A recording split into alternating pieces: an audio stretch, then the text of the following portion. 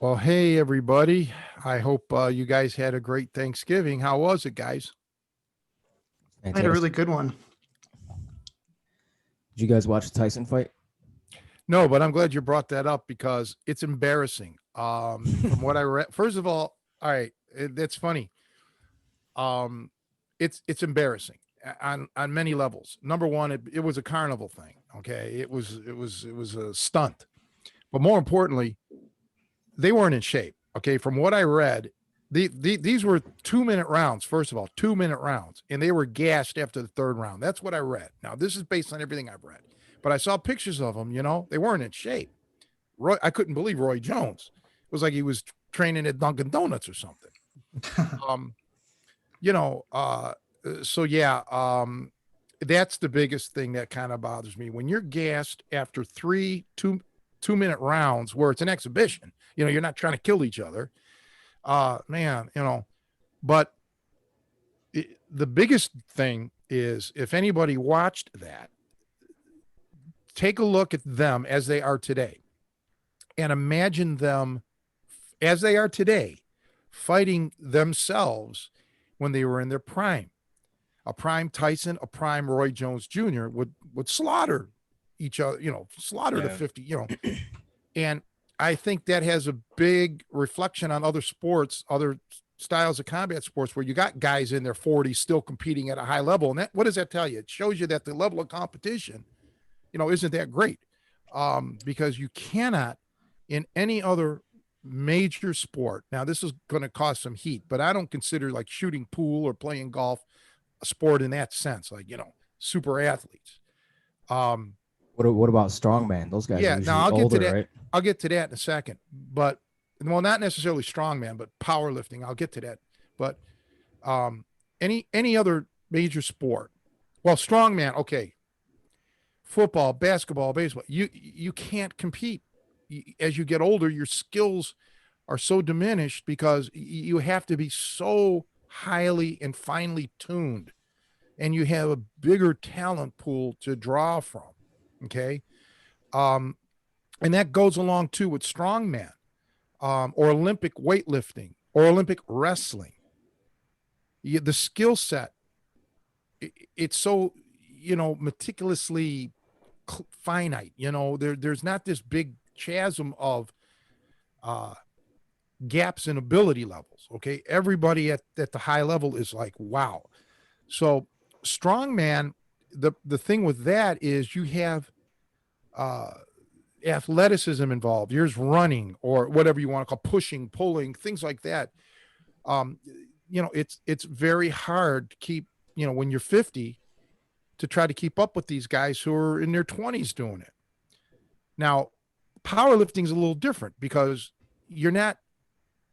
there's not a lot of I don't want to say the word athleticism, but you know what I'm saying. You're moving a bar just a little bit, or you're deadlifting just a little bit, or you're squatting up and down. So you can maintain your strength, in old age. Okay, you really can to a pretty good degree. But when you're talking boxing, wrestling, any sport where it's truly world-class athletes, and you're doing a lot of different kind of motions and everything, age catches up with you. And the biggest thing in boxing is your reflexes. Okay. Because you're trading blows, and you've got to, your reflexes have to be boom, and that goes, and your vision too. and sometimes it's hard to see like you did. None of that affects you if you're doing something like, powerlifting. You don't even actually need your vision for that. But there was a time in my life where both fighters, and this is my opinion, were the best fighters in the world, pound for pound, the best boxers in the world. Tyson was at one point, Roy Jones for a long time. Roy relied a lot more on not so much boxing skill as physical attributes. And I mentioned this years ago. I said, once those attributes start to go, he's going to fall apart. And he did. Tyson had a lot of different kind of boxing skill, with the, movement and, all of that stuff. I loved watching him. So yeah, it's, I mean, I'm glad that they made money. And I'm sure, I hope they got paid well. I mean, I'm sure they did. They didn't risk anything, as far as they weren't going to hurt each other. No knockout rule, and the cut rule and all of that. This was an exhibition, plain and simple.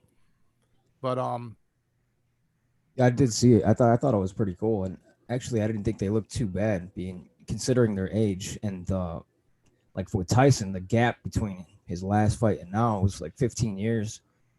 He didn't. From me watching it, I didn't see him getting gassed. Jones took some really hard body shots from Tyson, and I knew that was going to gas him out. So I think that's what really contributed to him being gassed out. He took some really hard shots to the body. okay. I thought it was pretty cool. I didn't think they looked too bad. I thought Tyson looked pretty sharp for, considering his age and everything.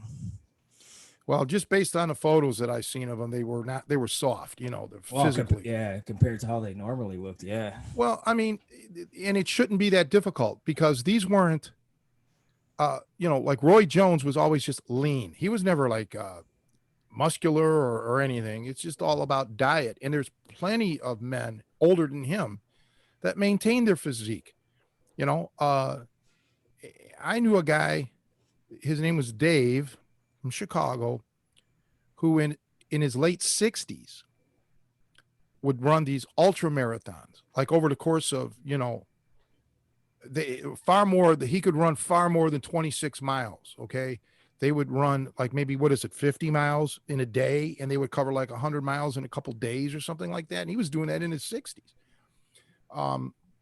So yeah, I'm a real firm believer in your body has to be, a lifestyle. And for a lot of people, it isn't. Like, maybe, I don't know, I'm not speaking for Tyson or Jones. I'm using them as an example. Boxing wasn't a lifestyle for them. All right. It was a competitive thing. It was a sport. And then once you retire, okay, you can do whatever you want to do with your body. I know that Tyson at one point blew up. He got real heavy. Yeah. And, at least he lost all of that. But for me, this is a lifestyle. I mean, I'm always going to be within, 10 pounds of either way of my weight. 225 is my thing. So if I get up to 230-ish, 230 or go 220 or lower, I'm always going to be right there. I'm not going to let myself, get that far out of shape. So with me, those who know me, I can get right back to my target weight within 1 week and keep it there. And I can get my musculature back within 6 weeks or so in the gym. But, I can't go to the gym now with all this going on. But, yeah, I wish them well. But, yeah, it's just, I want to remember them. I tell you something. Gene Kelly, the great actor, dancer, was phenomenal. And he was on the Tonight Show, I believe it was. It was either that or Merv Griffin, but I remember seeing it. I'm pretty sure it was the Tonight Show. This is back when Michael Jackson was big. And, the moonwalk. And Gene Kelly said, well, that's nothing new. We all did that back then. I mean, this is not a new move. Okay. And Johnny said to him, will you demonstrate it? He's like, no. Because Kelly could have done it, I guess, but he, like Fred Astaire, walked away when they were at the, top of their game. and they didn't want to leave a memory of, oh, wow.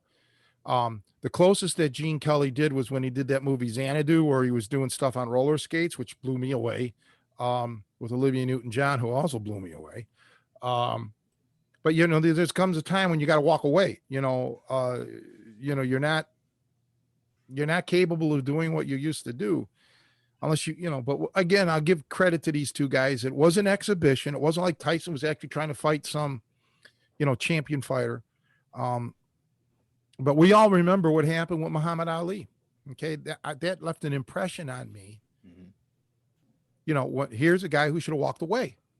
Rocky Marciano, before my time, but he cried. He literally cried when he, beat Joe Louis, beat him up, knocked him out. He cried because Joe Louis was his idol. As many fighters, many people idolized Joe Louis. Great man. So you got to know when to walk away. It's hard, especially in boxing. It seems that that's really a hard sport to walk away from, because like football. Like, I used to love to play football. I mean, I loved it, but football is one of those things. It's a team sport, and you're never going to walk up. I don't walk into like a grocery store or a hardware store and look around and say, I'm a better football. I bet you I'm a better football player than that guy. I bet you I'm a better football player than that guy. Nobody thinks that way, right?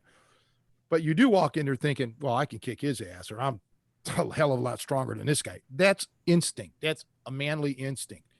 You want to be tough. You want to be strong. You're not born with an instinct to say, oh, I want to be the best baseball player. That's just something that's cultivated in you. So I think that's why it's hard for boxers to walk away, because they're used to being tough, and they walk around every day knowing that 99% of the people that they run into, they could still kick their ass.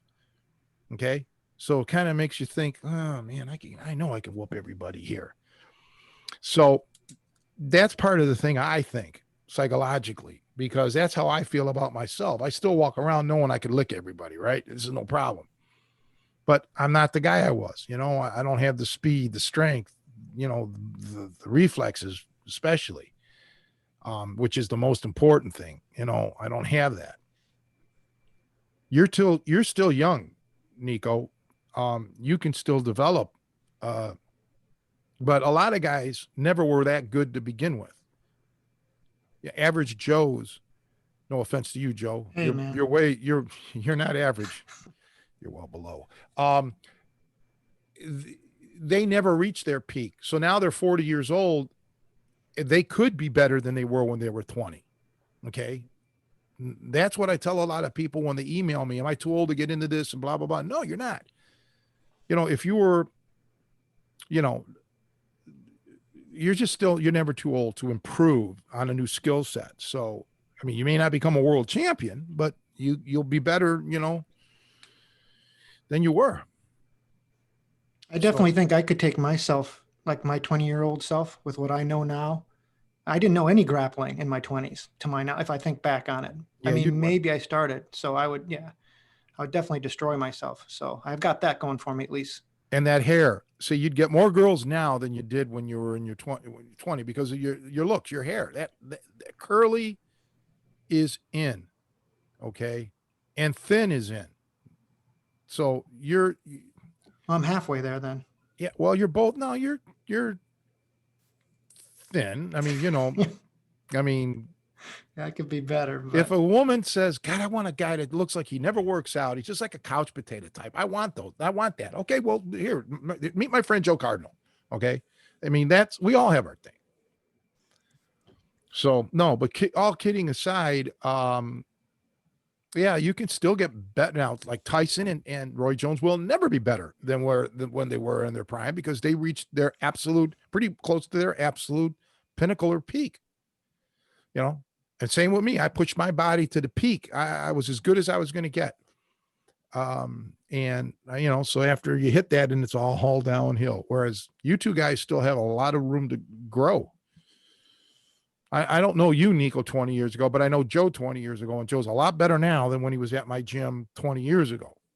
So I know I was a lot bigger and stronger 20 years ago. That's for sure. Well, you can get that back. You were getting really good, man. Your conditioning was coming. Your body was looking good. Every time I'd see you once a month, and I'd be like, man, you lost some weight. You're looking cut. I saw the tremendous change in a month. And then one month you came in and you looked a little soft, and you're like, yeah, I haven't been able to work out, this and that, I can tell,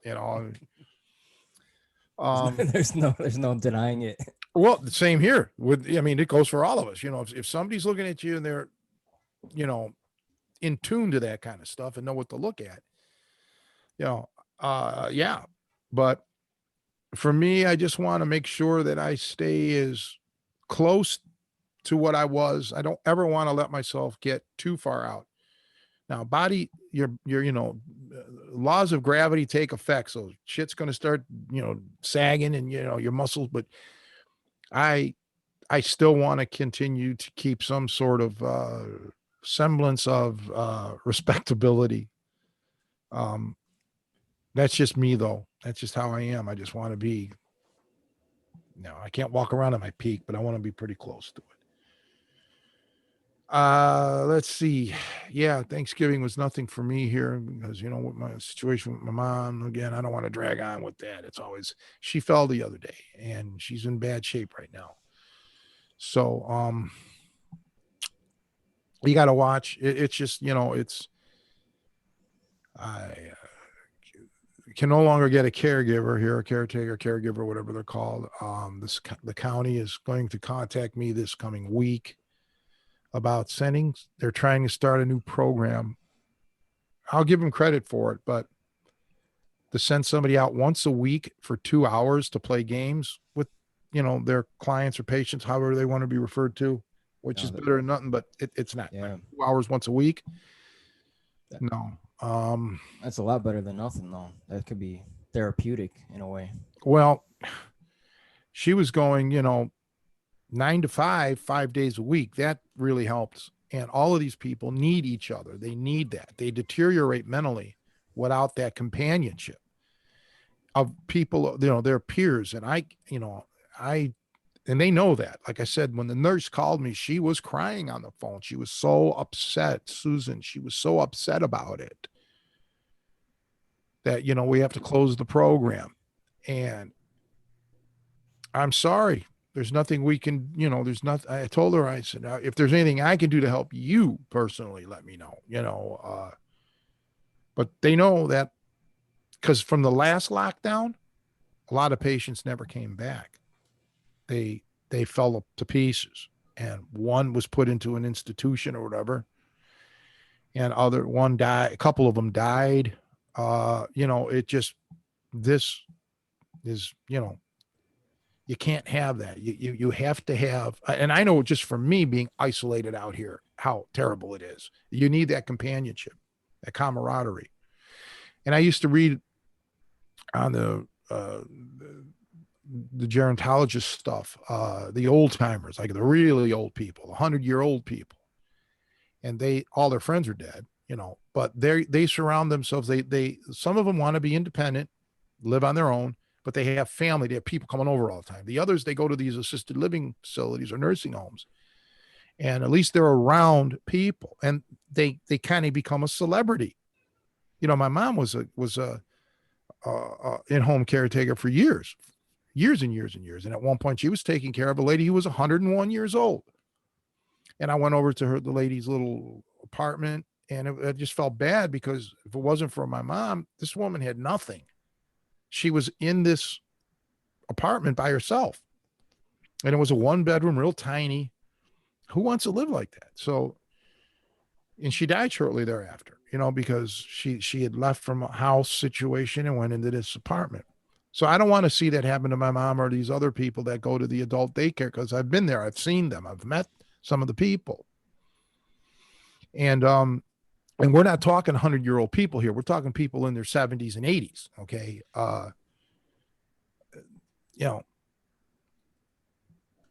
We just need to take care of our elderly. We do in this country. And I think a lot of times, here's the soapbox. We put our efforts into honoring everybody that does something good should be honored, but we need to really start worrying about our seniors more and get programs for them, because not all seniors have a family to count on. Like my mom only has me, and I don't have anybody. So when I'm damn near gonna, I guess I am a senior. I don't know how that works. So once I'm done taking care of my mom and things make its natural course, I got to start making plans for myself, because I won't have anybody to take care of me, and I'm not going to be like her. Well, Nico and I pledge to put you in a home when the time comes. Can you put me in a home soon, like with like maybe Raquel Welch, or give me Julie Newmar still? I mean, she's an older lady, and I could learn a lot from her. Yeah. I don't know of anybody my age, and who's considered hot in their mid 50s in Hollywood. I don't know. Joe, Jennifer Lopez is 50, I think. I'm not. I was never into her, man. Give me somebody else. Beggars can't be choosers, Tony. She don't look 50. No, she does not. Well, she doesn't need to beg. I mean, if she's begging me, all right, I'll go with it. But no, besides her, I don't follow it. I don't know. I've been lucky in my life. I've dated and been with some very, very beautiful women, so I can't complain about that, but yeah, I don't want to I just don't want to end up like that, totally alone, because that's the way the path is running for me at this stage of the game. So yeah, we're still in lockdown, regarding restaurants and really gyms, bars, like my mom's adult daycare. So there's other facilities that probably aren't being mentioned that are affected by this. So I'm writing off the rest of this year. But on that note, and I don't want to let the cat out of the bag, because I'm still in the fundamental planning stages, but I'm going to have hopefully a training, two things going on. I'm going to do some update, I guess you'd say, to my YouTube channel, where I'll be putting out content, just myself, maybe once or twice a week, depending on the technical limits of my equipment. But I'm going to, just be filming solo by myself, a little updates. And then I may launch a monthly membership for physical, like isolated training and things like that, where I can go into my little area here at the house where you guys were working out, and I can demonstrate some stuff, some techniques. And I want to get all this going by the first of the year. And the monthly thing, I'm still trying to figure it out, depending on the students, the amount. I mean, we could do like a Zoom thing, because I saw that we could do, like, you could get up to 100 people on Zoom at once, which, I mean, that wouldn't be practical. You can't have 100 people and asking and answering questions. You'd be on for 10 hours. But I'd like to do a little, like, once a week interactive, just a short thing. It's still in the planning stages. So right now it's, getting things set up. It's difficult, man, when you're doing everything alone by yourself. That's the hard part, So, and I'll be heading out your way, Joe, either today or first thing in the morning. I got to go to Micro Center. And I don't know about my car. I hope it'll start. And it's a mint condition automobile, but there's just this thing. I had it last year, and then all summer it was fine. Spring and summer it was fine. And then it acted up again, and now it's fine again. And nobody can find out what the issue is. And then tomorrow and Tuesday, I'm doing a survey thing, a taste test, food thing with pasta sauce, red pasta sauce. So I'm going to ask my friend Scott if he can take me, because the thing is only 45 minutes long, so he can wait in the car for 45 minutes on Monday and Tuesday afternoon. So I got to get a hold of him later today and ask him if he can please do that for me. I would really appreciate it. And I'll make $120. Nice. Some gift card. Yeah. Well, I'm not getting any income stream, so none of us are working. Well, you guys are, but That's the dream job, man. Getting paid to eat Italian food. That's I need to get yeah, into that. I think it's just sauce. It's the gravy that I got to taste, and it specifically said red. Okay. So, and I mean, I'm an oil and garlic olio guy. Okay. Spaghetti aiolo. And, nope, I'll do it though. I'm a gigolo when it comes to Italian sauce, I guess. I'll drink and eat the gravy, for money, bring it on.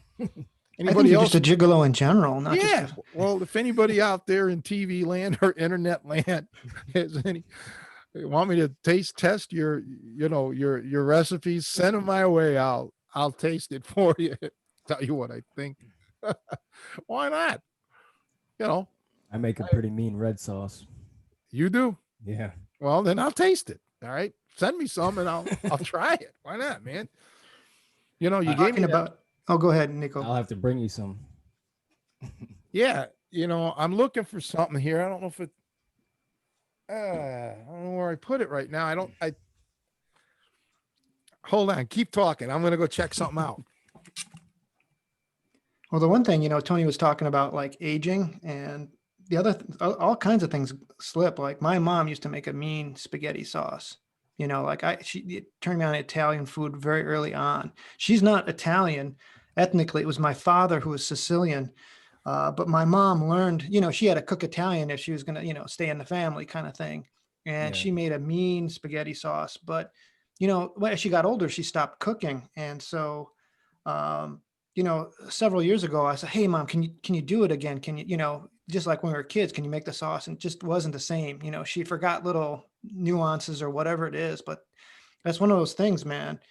You got to like, to all the people listening out there, if your family has some good recipes, get it now, learn it to get it to the next generation, because it's not something that even, like I said, with time, people forget the little details of how they cook it. Yeah. That's what my mom, she made the best lasagna in the history of the world and made awesome chili. She don't remember either one of those. My one buddy Dave, I think, has my mom's chili recipe. She wrote it out for him. But here's what I wanted to show Nico. Remember this? Oh, that stuff's the best, man. Right? Yeah, Right? That's I addictive. mean, I got it, baby. Yeah, I still have some. Yeah, baby. I have it's actually sitting right here. This thing that I'm pounding on is my little refrigerator down here. And I had to get up to go Nice. get it. Oh yeah. And I have so I have my refrigerator here, microwave on top. Well, here, this is what I got going on. So I got my little refrigerator, then I got my microwave, and I got my cappuccino thing right there down here, all set up, my little cafe, right? Oh yeah. You guys haven't seen this. So yeah, I redid all this. I just painted. Pretty much is all I did was I painted. And I painted the wall. I painted 2 of the walls, and then I did I painted the floor. And I got some sliding doors, vinyl doors. And hey, I'm a renter. I don't have to do any of this, but it's fine. I put television down here.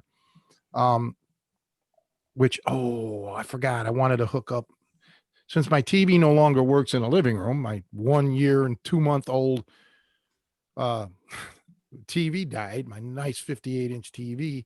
I need to take the cable box and put it down here in the basement, because I'll probably go to Micro Center first thing in the morning, because I want to watch my Cleveland Browns, and I'd like to watch it down here. Oh, wait a minute. I don't need my cable. Yeah, I can watch. I watch them through Fire Stick. Okay, never mind. Yeah, you guys got to come over, man. Tony's Cafe. Tony's Cafe and Taste Test Center. This is like a scientific laboratory. That's what we're going to call this down here in the basement. The lab. Speaking of lab, it'll be, so my friend, as I told you, she lost her dogs. She had to put her dogs to sleep a week ago. And December 13th, Cheetos, the greatest human being I ever met, will be gone 1 year. So dogs are out of my future. I don't want any more. I don't want any. I can't have one, or it wouldn't be safe with my mom situation. And I can't take the loss anymore, the attachment. I get so attached, and I know, Joe, you lost your dog, a little over a year ago. Maybe 2 years ago now, right? Oh yeah, I can't even remember the exact. It's probably a little bit over a year because I think it was Yeah. right before Cheetos. Yep. So you And went through it. Yep. oh, it's devastating. It's horrible. I spent 2 weeks in mourning. I was just like a big baby. Like especially because it came out of the blue. I think if the dog was deteriorating, where I'm like, okay, I better get ready here. Like this dog is on the way out. Like you brace myself for. But it was just he was. I mean, he was old, so I knew that.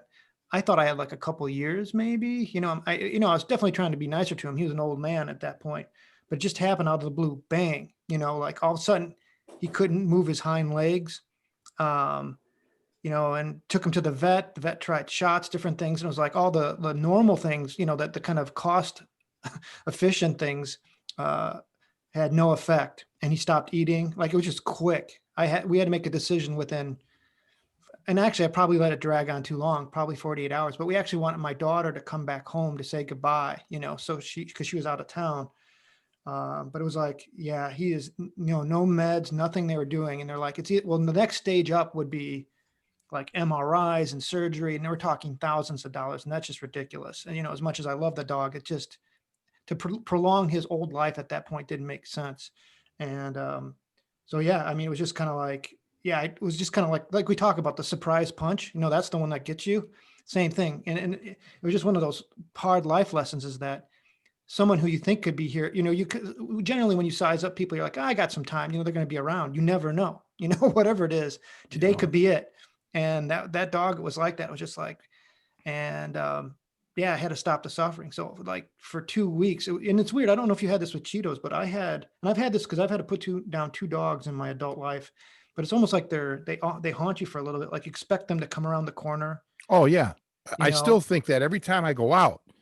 You're like, oh, I got to check the door. Or, Yeah. if I drop some food, they're going to get it. Like Yeah. your brain is just programmed to think they're still in your life.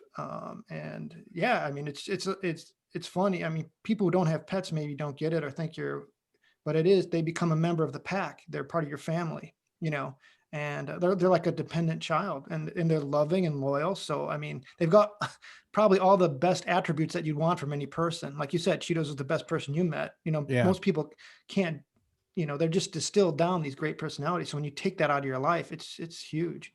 You're right. And every time still I go out and I got to, oh man, I got to get home. I got to, food. I keep thinking about them, yeah, I'll always think about them. And I've had dogs. This is the longest period of my life that I didn't have a dog. Okay.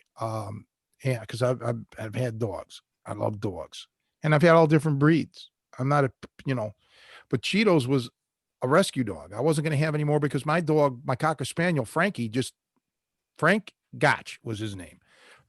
Frankie, just up and died at 7 years of age. He wasn't doing well. I took him to the vet and he had what was considered akin to, I believe, lupus, and they had to put him to sleep. And that shocked me, but that was it. I'm like, I'm not going to, no more. And then Cheetos I didn't want him. I was offered him. No, I don't want another dog. I'm done. Especially a Chihuahua because they're mean and all this. Well, yeah. I went over to my buddy. It was his girlfriend's, and she was going to put him to sleep the next day. I saw him. This guy was so full of love. You guys met him, but Nico, met Cheetos when he was a little older, when he was slowed down a bit. But oh my God, I had Cheetos in the America's Fastest Chihuahua contest. Okay.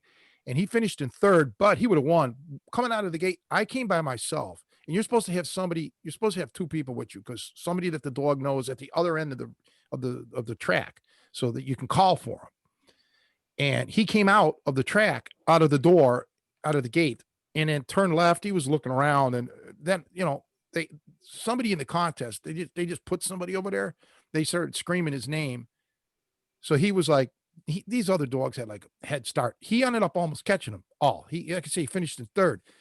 But these people train their Chihuahuas for that. I figured I'd be the only one, maybe two or three. There was like 30, 40 Chihuahuas, and they're trained. These people come in caravans and shit. They got T-shirts and jackets with their dogs, like the race team. I mean, it was freaky. I thought that was kind of like weird. But yeah, man, Cheetos, he was quick, man, trying to catch that guy. Man, when he would grab my food or something out of my hand and I try to catch this little shit, no chance. He'd be running under chairs, this and that. I mean, forget it. The guy was like a blur. But yeah, so I don't want to call this place the lab, because that'll make me think of Labrador retrievers and shit. So we'll have to come up with Yeah, the cafe is fine, but you got to bring me your gravy, baby, so I can try it, man. And Yeah. although I got to admit, I've lost the urge for this the red gravy, man. I like my oil and garlic, and I also like Alfredo sauce. But there's this arrabbiata, which is spicy Italian. I used to get that. It's just weird. As older I get, I'm really into spicy foods now. I could never eat them before. Now I'm not like a champ. I mean, don't get me mixed up with these guys that could eat, you know, these hot habaneros or whatever. I'm not like that, but I do like a little kick to my food. Yeah, I gotta have some spice in pretty much everything. I Are put the hot Spice pepper. Girls still around, that group? In my heart, they are. No, are they? I don't know. I don't follow this. Are they around? I don't think so. Yeah, again, I don't. I listen to music from the '70s, so you're talking to the wrong guy. Yeah, well, me too. I listen to. I never listened to them, but did. I appreciated them, if you know what I mean. I'm sure I do. Yeah, I'm not in. I was, I liked. Yeah, I like the older stuff. Even jazz. I don't listen to any modern jazz. Like, most of the songs that are written, in my opinion, in the jazz world, not all, but 99% of it to me is I don't like it.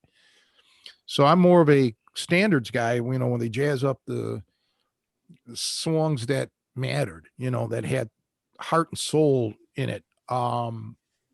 Songs like, the Hoagie Carmichael, or, just Gershwin tunes even, and on, Mancini, and just, I used to love all of that stuff. Mercer, and just great. And then, of course, the 70s music. I'm like you, Joe. 70s and 80s. I was up on it. And then come the 90s. Well, I moved out here. I moved to Chicago in 87. So like the tail end. Then I'm here.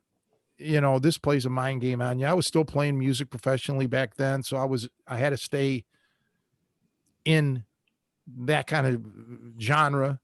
But yeah, I think I just kind of lost a lot of the music, kept keeping up with the current music. And then the trends changed. And, here's what's funny. This is really, really interesting to me. And I think I know the answer. So back in my day, nobody I knew, girls, especially the girls, never listened to country music. That's hillbilly shit. They did not like country. These same people now worship country music. That's all they listen to. You know why? Because our rock, our 70s, 80s rock is gone. It's gone. So the country is kind of replaced it, because it's kind of like in that vein.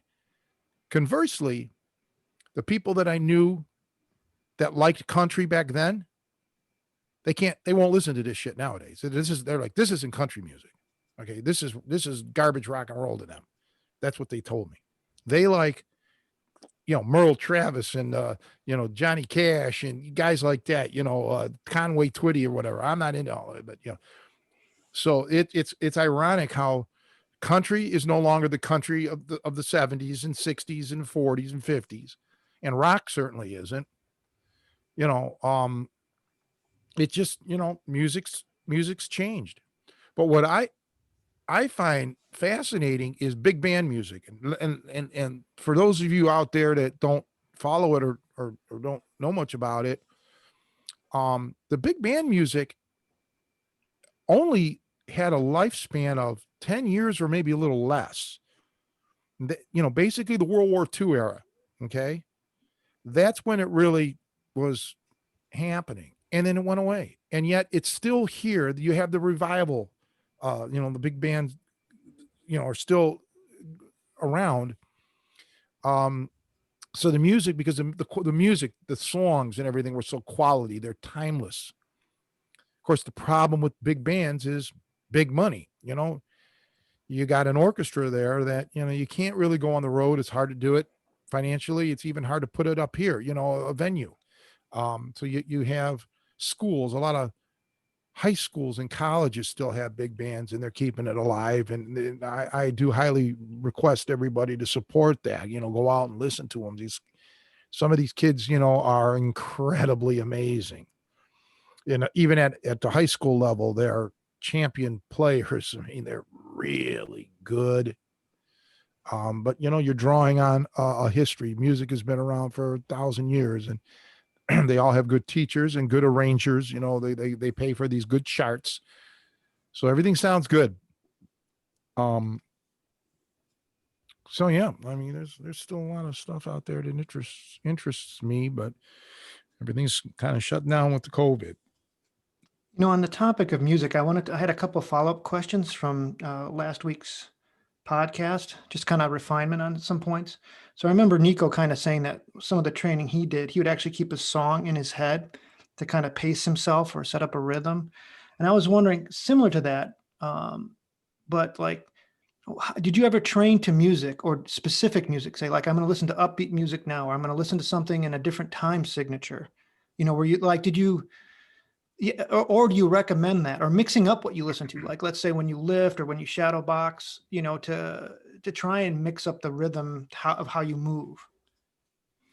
A lot of guys do listen to music and that's not a new concept. I literally remember my stepfather talking about, because I guess he used to lift back in the 50s and 60s, and he would talk about lifting to music. So it's definitely not a new concept. I generally did not, but that's only because of the practicality of it. It wasn't practical for me to listen to music.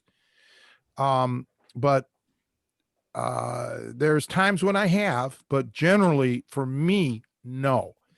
But not because I think it's harmful or bad. It just wasn't practical. Because you remember, like, the tool and die shop. I used to lift there all the time. You couldn't really listen to music there. It was the machines going and everything was loud. And once in a blue moon, Kevin and I would put on the oldies station, and we started listening to that, but the quality wasn't really there. And Kevin and I were bullshitting more than talking to each other. So the music was kind of like in the background. I am opposed to these people at the health clubs, because since my gym closed, I've been lifting in health clubs that wear these headphone things, because they can't hear you, and they're jamming up the machines and they're dicking around, and you try to talk to them and I say, excuse me, are you done? And they don't hear you because they got these earbuds in. I don't like that. I definitely don't like that. And when you guys would come and train, I didn't want to put music on because everybody has different musical tastes. And then for me, with my hearing loss, I can't hear you. If there's music going on, I can't differentiate. So, like, even sometimes here, I'm watching TV and I have to hit the mute if anyone in the room is talking to me, because I can't hear. I can't, I can't differentiate the sounds. So that's why I don't listen to it. Because I'm not going to wear earbuds in the gym. And no, but I think if it helps, do it.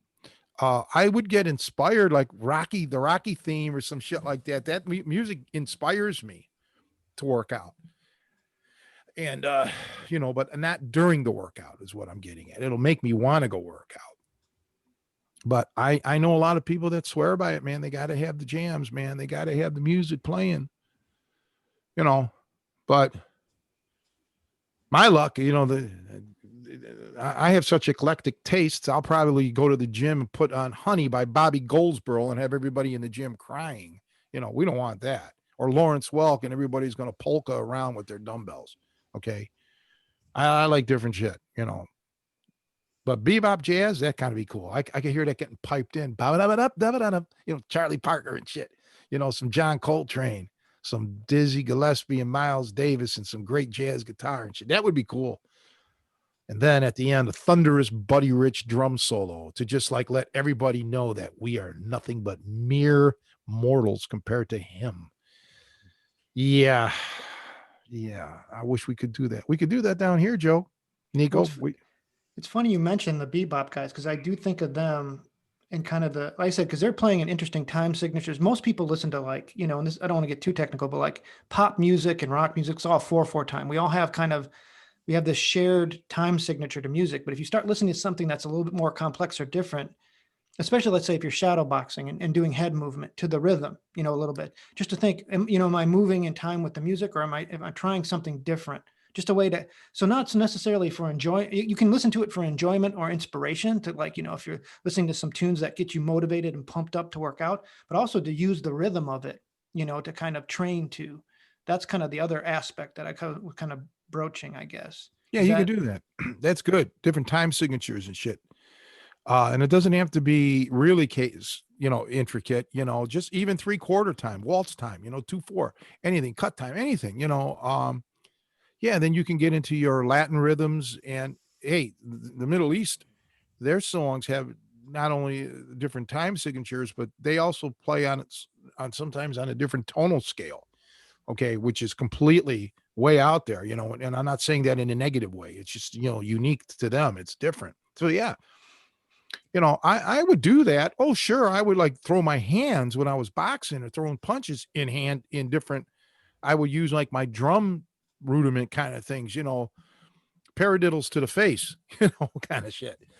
Just interesting stuff, boom, boom, boom, boom, boom, boom, boom, that kind of jazz, and that's kind of cool. And you can do that because you don't want to have a pattern.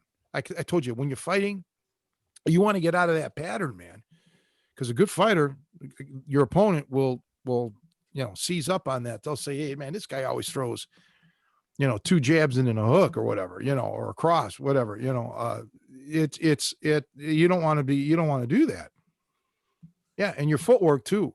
That's why everybody that knows me, they're like, man, you got to be a really good dancer because of all your, fighting and shit. Well, my mom was a professional dancer. I'm not a dancer, but I guess there is some carryover. Like if I get on the dance floor with some stuff that I can't handle, I just start boxing. I just start shadowy stuff. Everybody's, oh, wow. But I think I told you this. I knew this one guy. He was really an interesting fellow. I'm sure he passed away. I've lost touch with him over 25 years ago, but his name was Phil Richard.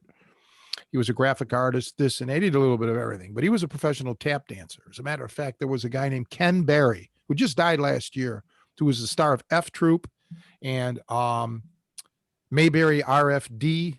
And he did, back in my day, the Kinney shoe commercials, and he would dance it. Well, anyway, Phil Richard and him danced together. They were like, they went to school together. I think they went to the service together and everything. Well, anyway, Phil Richard was trying to teach me how to tap dance. And he was an older guy. He was like, a lot older than my mom. At the time, I was probably in my late 20s. I had moved to Chicago already. So anyway, he would work out. And he said when he would jump rope, he would tap dance. And he would say, people would come up to him because they'd see this fancy footwork. And, hey, were you a professional fighter? Because I'd never seen him do it, but that would be awesome to be skipping rope while tap dancing. And I remember him do a shuffle step, like I can't do it. I just couldn't do the tap dancing thing. It's tough. But they said Sugar Ray Robinson was a dancer and a tap dancer specifically. Buddy Rich too was a tap dancer, but. Wow. I'd love to see footage of jump roping with tap dancing. Right. I mean, I would have loved to have seen Phil do this because I saw him tap dance. Okay. I mean, he would show me stuff, just to show me. And, yeah, I would have loved to. Well, he simulated it. He didn't have a jump rope handy, but oh my goodness, that would have been so cool. I don't know if he could, do rope tricks. Buddy Lee, by the way, the wrestler, he can do. Oh man, he's phenomenal with the jump rope. If anybody's ever interested, watch him. I'm sure there's clips around. He used to do them in seminars. He would do exhibitions with skipping rope. And I believe, boy, let me throw this out. Calvin Murphy, who played for the Houston Rockets, basketball, NBA, he was a baton twirling champion. And I remember on several halftime occasions, he'd come out and twirl the baton. I think it was Calvin Murphy of the Rockets. Somebody out there will know and post the correct answer, but there was somebody in the NBA that did that. So yeah, there's a lot of people have a lot of hidden talents, Hey, kind of riffing on the jump roping and the tap dancing. Another kind of rhythm topic is like when you're lifting, like you're doing a set of 8 reps or whatever, or if you're jogging, we tend to jog in a very specific, like one, there's a rhythm that you keep that same pace, and, do you think there's a value to like trying to run a little bit more erratically. I mean, you maybe look a little bit like a spaz, but like, okay, I'm going to shuffle a little bit or hesitate or go fast, not even just for the cardio aspect, but just to kind of always be messing with your rhythm, because you mentioned like hitting on the half beat or having broken rhythm is, valuable for your fight movements. Or like, if I'm repping 5 reps, 1, 2, 3, like normally when I lift, I just go at a very constant beat, to get my set done. But is there value to being like 1, 2, 3, like hesitate, just always kind of programming yourself to mess with timing and rhythm? Do you think there's any fight value? Sure. Well, like the road work, well, first of all, you got to do intervals. So you wanted to sprint and jog. I know that's not what you were referring to, but I just want to throw that out there. I always believe in sprint and jog. But yeah, you can do like when you're doing your road work, you can start shadow boxing, throwing punches and shit while you're doing your road work. Run, hit a sprawl, do 3 quick push-ups, 5 push-ups, whatever. It's arbitrary. Get up and start running. And then, start crossing over a little bit. You never want to cross your feet in a fight, but you want to, start crossing. Like when we had played football, that was one of the drills we used to have to do, run backwards and cross our feet this way and then spin and all of that. You can do all of that when you're running. Absolutely. Change your level, this and that. Yeah. And change your steps, take long steps, take short steps. And on the subject of running, there's a thing called bounding, where you take these like really exaggerated motions and stuff for sprints. It's supposed to help you. Just so yeah, variety, change it up. I'm not really impressed with somebody who'll go out at a snail's pace, let's say, and just run 3-4 miles. Most people can do that if you're in moderately good condition. But it's when you start adding, like you say, Joe, adding things, changing things up, changing your stepping, fast, slow, up, down. And then you see where your fitness is. Running a mile in 12 minutes is not, it's not beneficial for you. It's really not. What is that proving? You got to try to strive. You got to try to get something out of the workout. Otherwise, it's just a time killer. You're just killing time.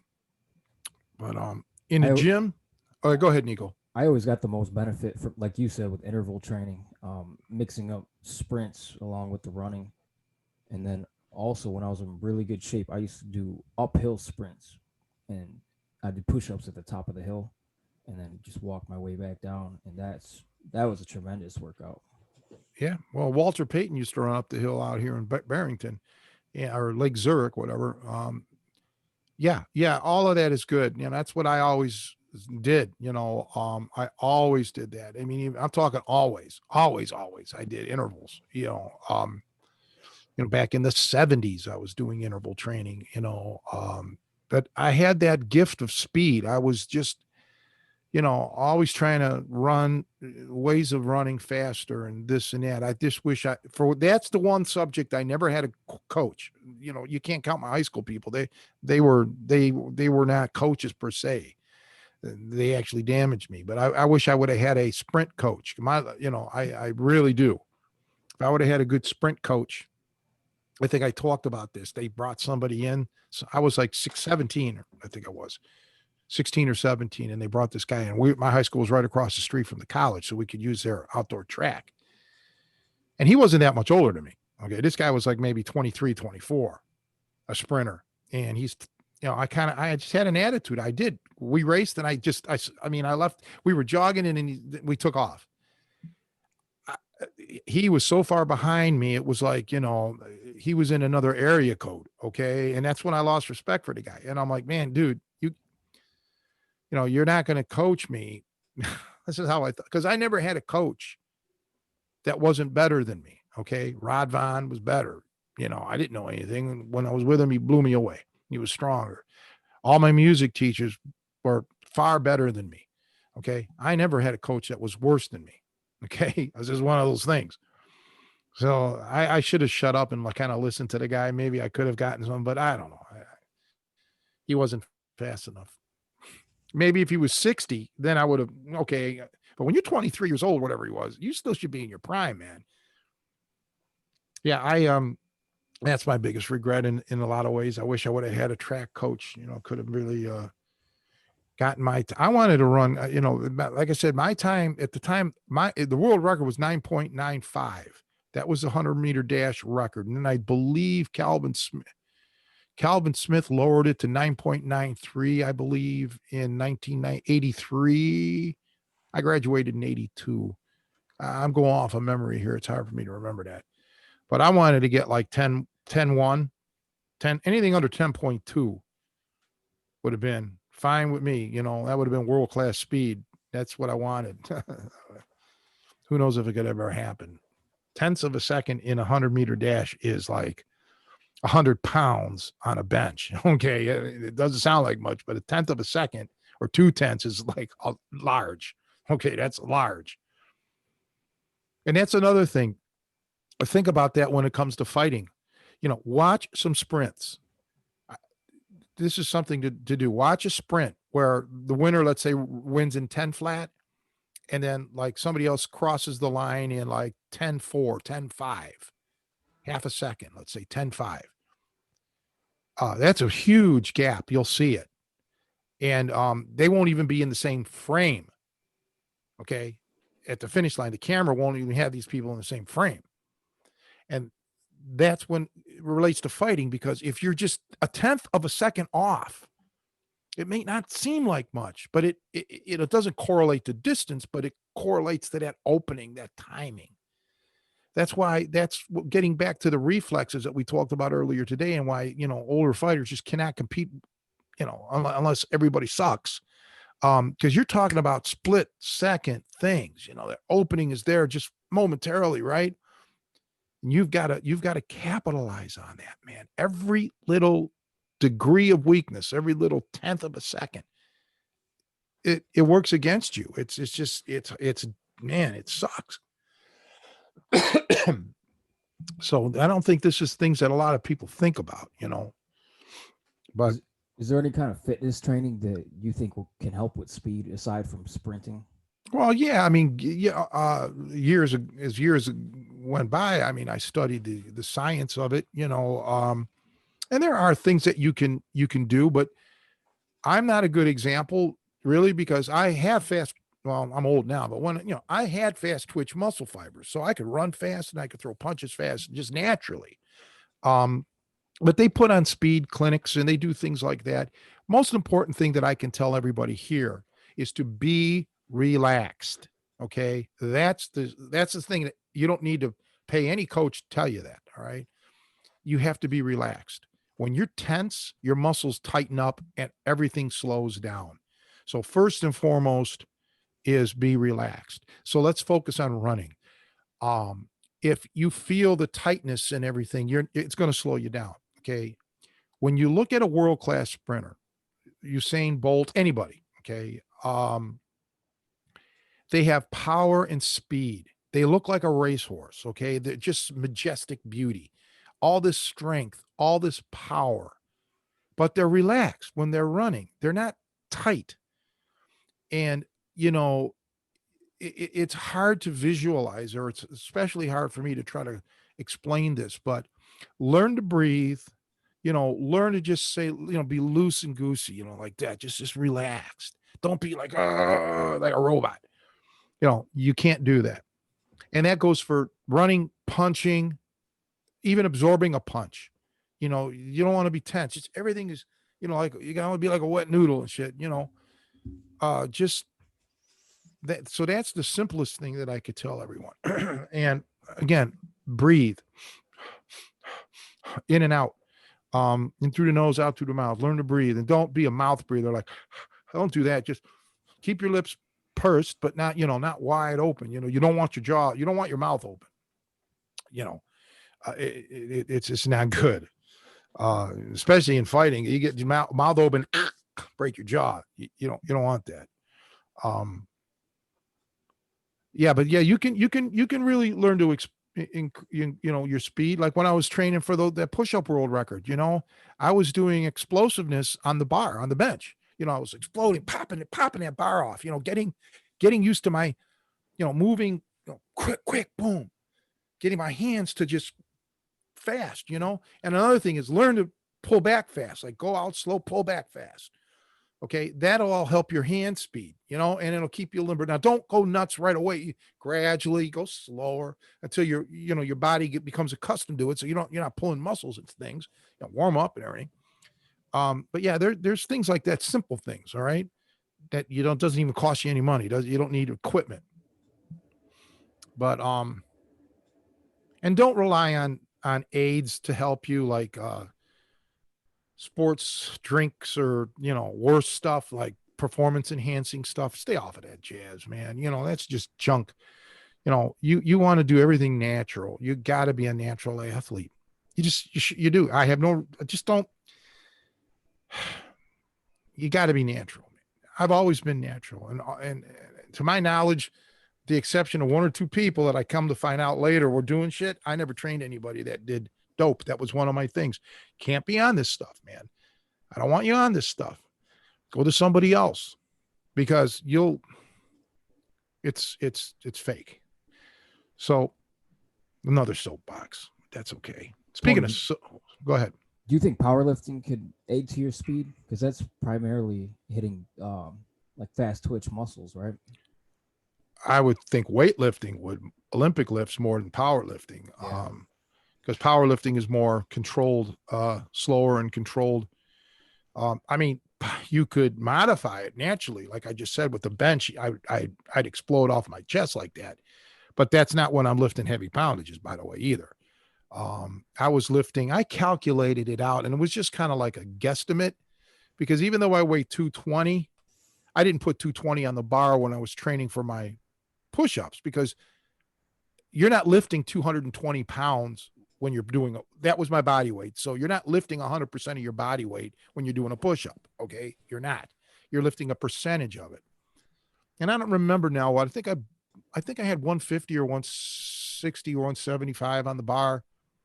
So, and and back then my max was high. So I wasn't anywhere near my max lift, but I was just doing it to work the, the explosiveness. Cause when I would do those speed push-ups, I would keep my elbows in. I wasn't flaring out. I didn't want to risk blowing a shoulder out. I was really pumping my triceps. So I'm like this, and I'm hitting my chest. A lot of guys just, they quarter push-ups and shit. No, I went all full range, and I had to keep my feet up against the wall because I would move forward. I would bounce, really. I mean, because I'm going so rapidly. And the barbell, the bench, helped me with that. I used to, like, when people would buy my fitness stuff at one point, I used to offer, I'd give them my routine that I used to do it. And so, but I wouldn't say my benching was powerlifting. It wasn't. I was just using that exercise too, because that closely simulates the bench press or the push-up. But anything you do, just do in moderation.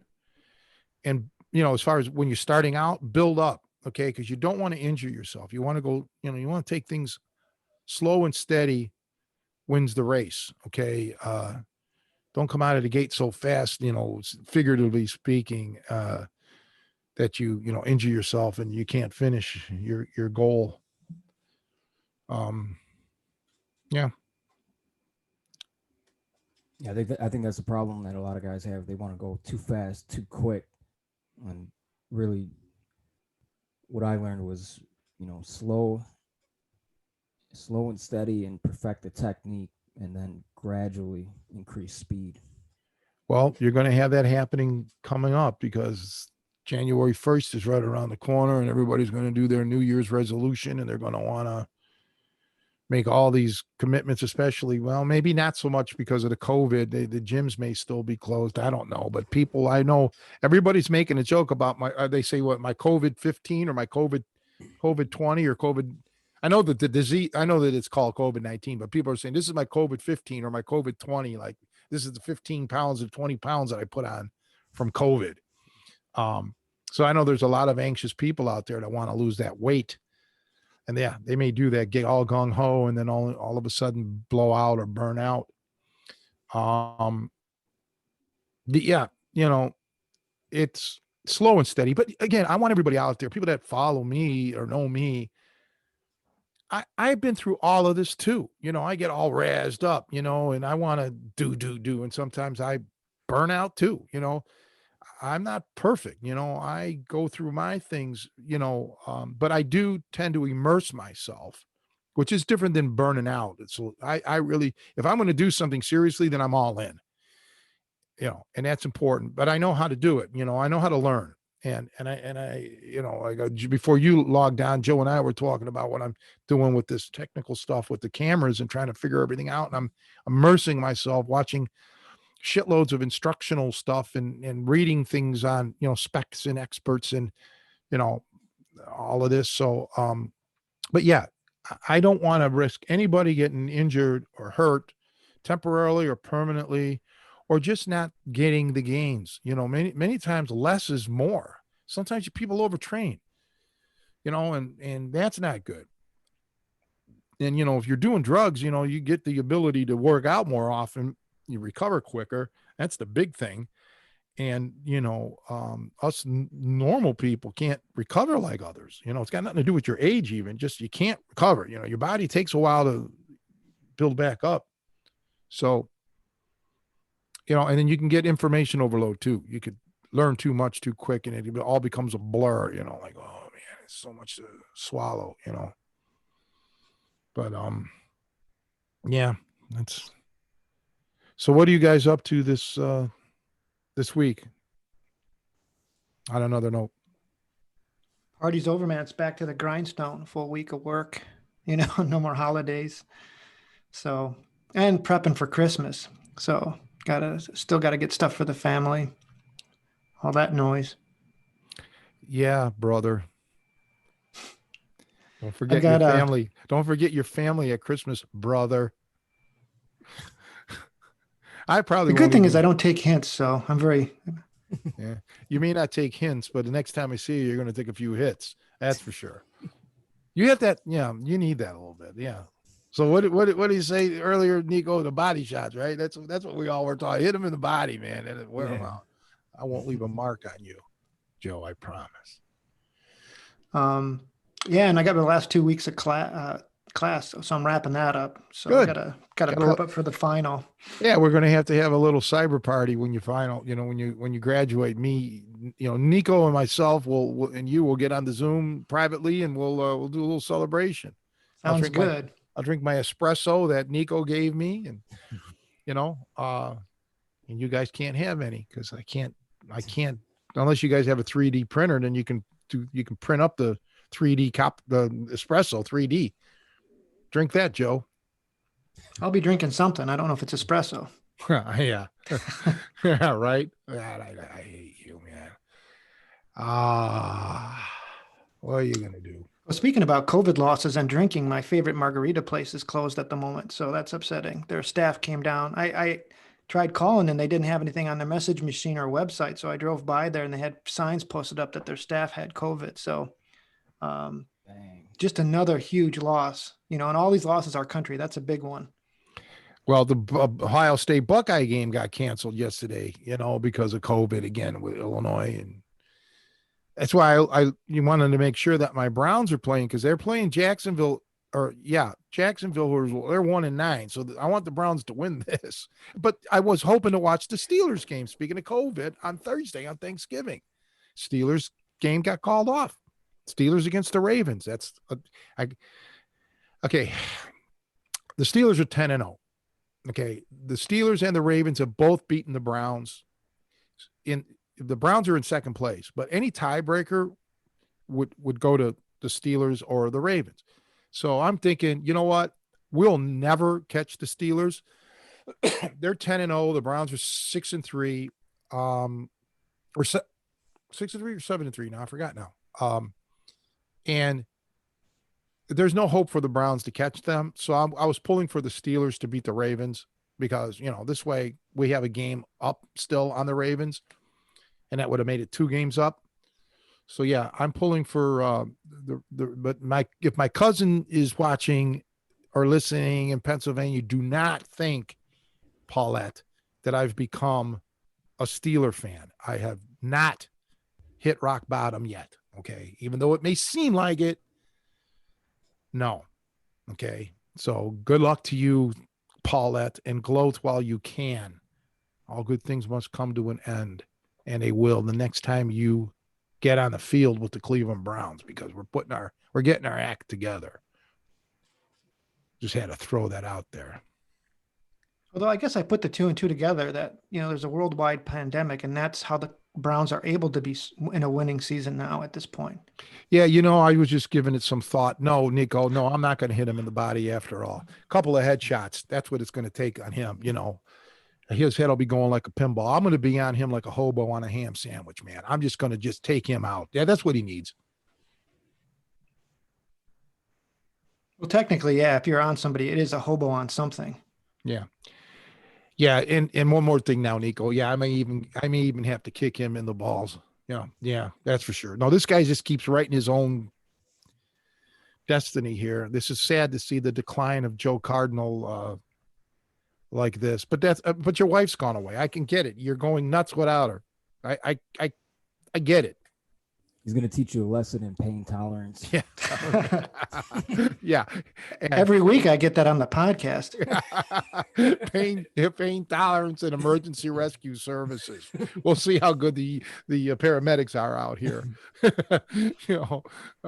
CPR certified, so I could practice. There you go, man. You can be here for this. Yeah, you can help me carry him out, because carry him to his car. Call the cops and say, hey, there's some asshole passed out in his car in my driveway. Come get him. Sheriffs will come. Oh no, Joe. I love you, man. I just really do. I mean, you're just like a brother that I wish would have been aborted before birth. But anyway, it doesn't matter. You're here now, and we're stuck with you.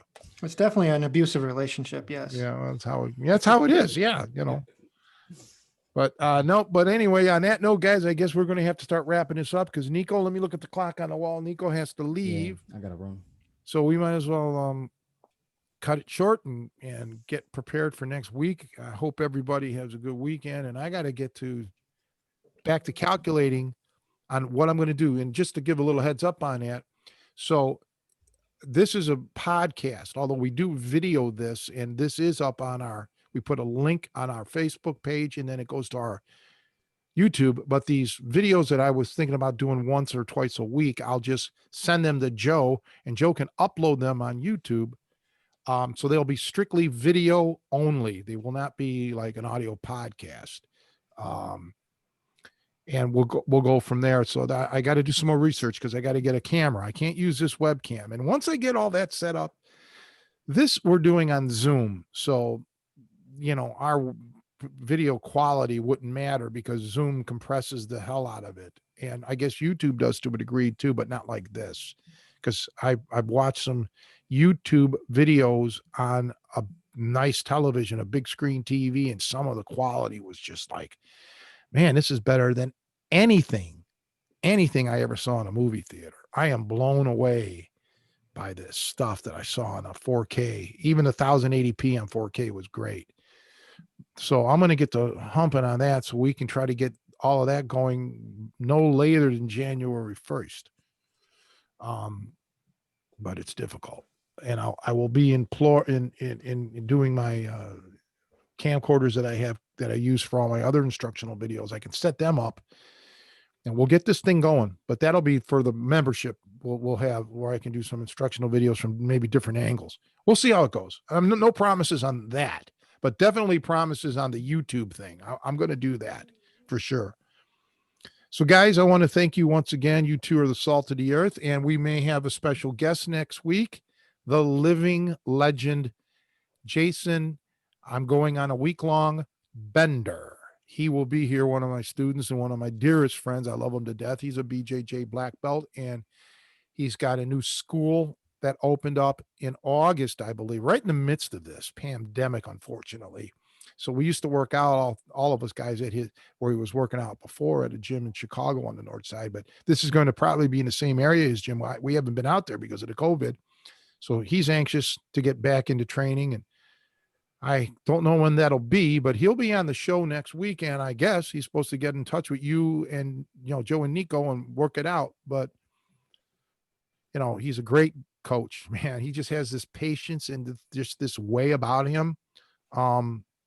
It's an inspiration, really. And I look forward to having him on the show, and see what he has to say. And then upcoming guests will be Javier Palomo when you guys get that. And I want to get Paul Dodds from the UK, first of the year. I want him on. And, it's going to be a groovy thing. And hopefully we can get more,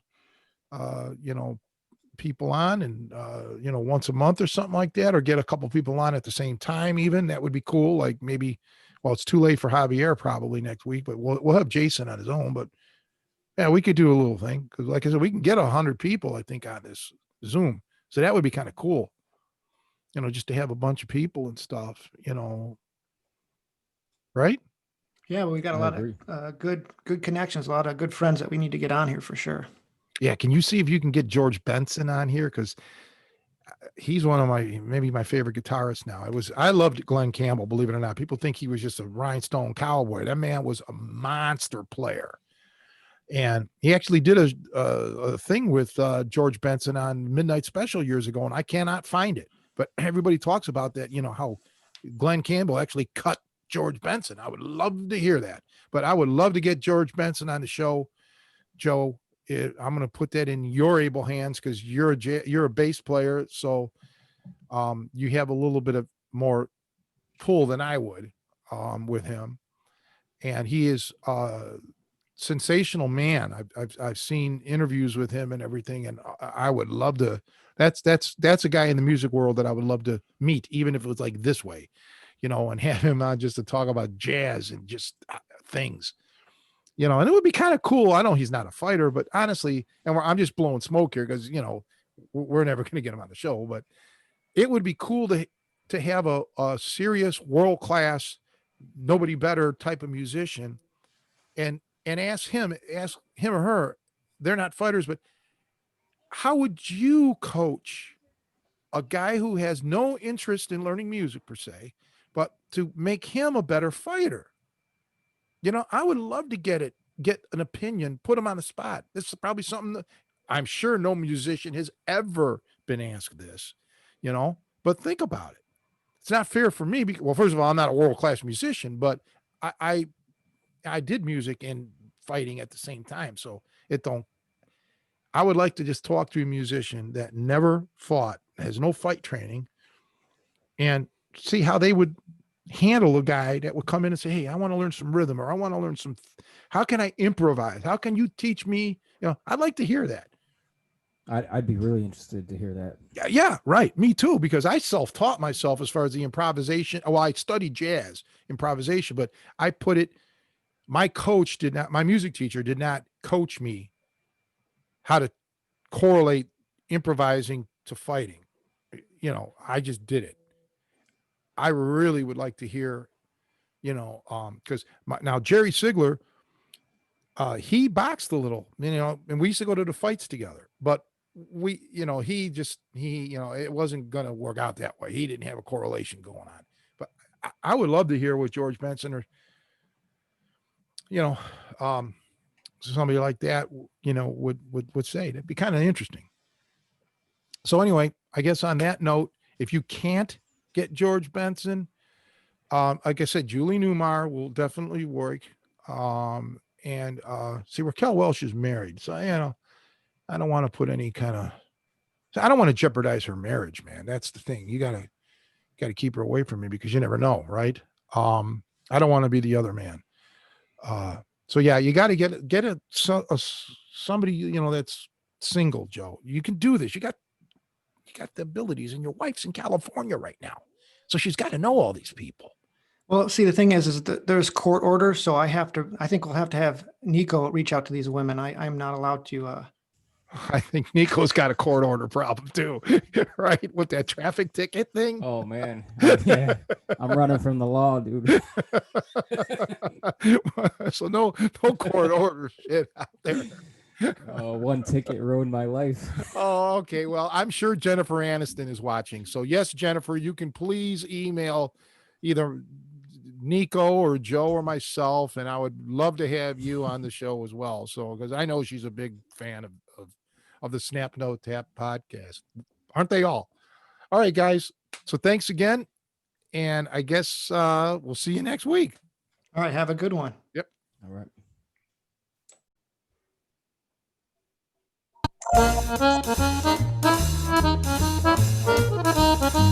Thank you.